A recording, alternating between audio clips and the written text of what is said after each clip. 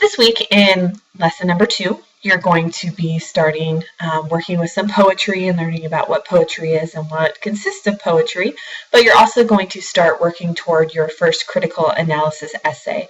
So you're learning some new information, but you're also working with some of the information that you covered in lesson 1, such as the short stories and the literary theory of new criticism or formalism. So you've got a couple different things going on. So I just wanted to go over what we're going to work on this week, just to be clear.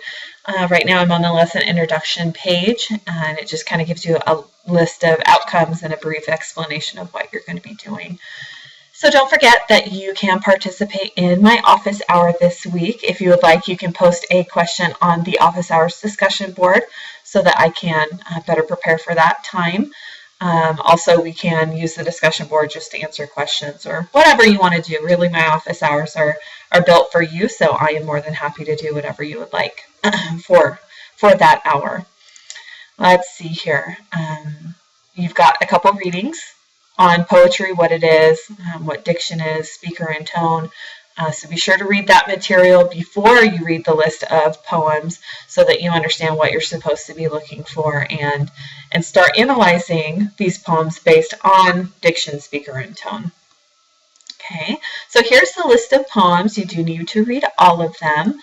And then at the end you have a quiz. Please make sure that your responses on the quiz are very clear.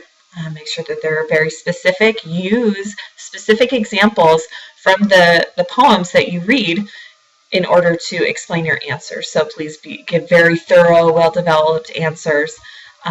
If you're overly short or overly generalized, you may lose points. So the point of analyzing literature is giving explanations and giving support and really developing your thoughts because you have to prove your point. An analysis is inherently an argument. And if you just make a generalized statement without proving your point, then you're much more easy to argue with and to prove wrong. So you want to make your point and then support it by using specifics from the texts that you're working with. And again, just be really specific and clear. Develop your answers well. All right, so let's move on. All right, so at this point with activity 5, this is when you start working toward your critical analysis essay. So in activity 5, you need to identify a short story and 2 questions that you have about it. So this is our discussion board for the week. Let's look at those directions really quickly just to make sure that you understand what's expected. So you are going to pick one of the short stories that we read last week. Pick the one that you think you might want to work with for your essay. And then you need to generate 2 questions about that story that you have. A lot of good thesis statements and paper topics come from questions that you have about that story. And through your questioning and through your research and your thinking and reflection about answers to your question, that's where you start developing your paper or your thesis statement within your paper. That's exactly what I did with my graduate thesis several years ago. I read a Canterbury Tale by Chaucer, and I had a question about something, and I worked with that for 2 years and came out with an 80-page thesis by the end. So that's how important these foundational questions are.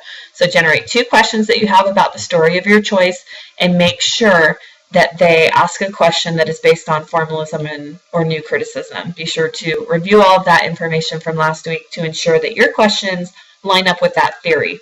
Because again, these questions help you generate your topic for your essay, and your essay has to be centered on formalism.